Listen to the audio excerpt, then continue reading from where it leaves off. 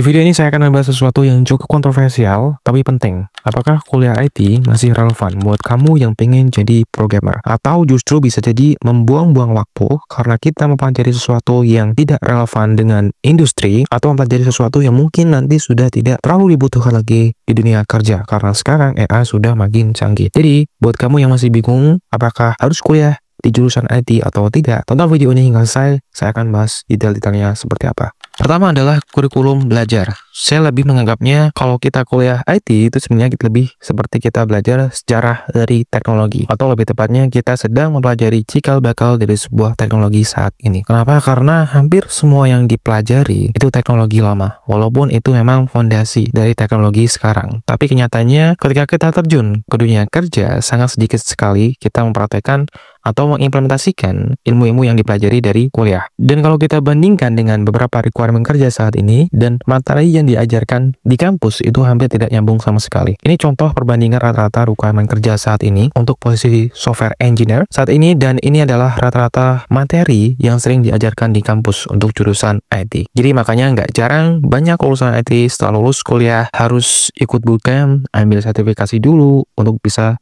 dapat kerja, atau bahkan ada yang kerja tapi nggak sesuai dengan jurusannya. Kemudian, ijazah tidak terlalu dibutuhkan untuk jurusan IT. Di dunia IT, terutama posisi programmer, ijazah bukan penentu utama. Yang paling diperhatikan oleh perusahaan kalau kamu ingin melamar kerja adalah apa saja proyek yang sudah kamu buat, dan seberapa besar impact-nya, seberapa kuat portofolio kamu, dan kalau bisa ada sertifikasi atau kontribusi open source itu lebih diutamakan. Ijazah biasanya hanya dipakai di tahap administrasi saja untuk sekedar filter awal dari kandidat-kandidat lainnya. Tapi yang benar-benar menentukan adalah tahap interview dan technical test.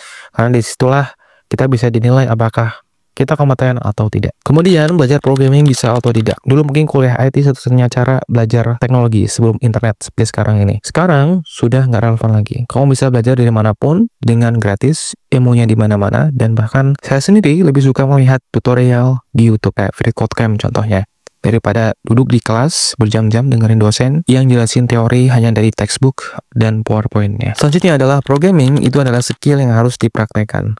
Kita nggak bisa hanya belajar dari teori, belajar dari buku, lihat tutorial, baca dokumentasi, tapi nggak pernah mempraktekannya. Ibaratnya sama seperti ketika kita ingin belajar berenang. Kita nggak bisa cuman belajar dari buku, kemudian tiba-tiba bisa berenang. Kita harus mempraktekannya, kita harus sering-sering ketemu error, debugging, berjam-jam, problem solving, karena dari situlah kita benar-benar belajar skill programming itu sendiri seperti apa. Jadi apakah kuliah itu nggak penting? Jawabannya tergantung tujuan dan konteks kita. Kalau kita ingin terjun ke dunia akademisi kayak jadi dosen, peneliti, atau pekerjaan-pekerjaan yang memang membutuhkan ijazah, kuliah itu penting. Tapi kalau kalian kuliah tujuannya hanya ingin belajar programming, pengen jadi software engineer, kerja di startup atau corporate, atau bikin startup sendiri, kuliah IT tidak menjadi satu-satunya jalan utama. Saya sendiri menganggap kuliah itu bukan tempat satu-satunya untuk belajar, tapi lebih tepatnya kuliah itu tempat yang bagus untuk pertama, mencari koneksi, mencari orang-orang yang sangat berambisi, pengen terus berkembang, dan kita bakal lebih banyak menemukan orang-orang seperti ini di lingkungan kampus dibandingkan di tempat lain, dan sama itu juga informan juga bagus untuk kita berkembang. Nah, itu adalah status mahasiswa.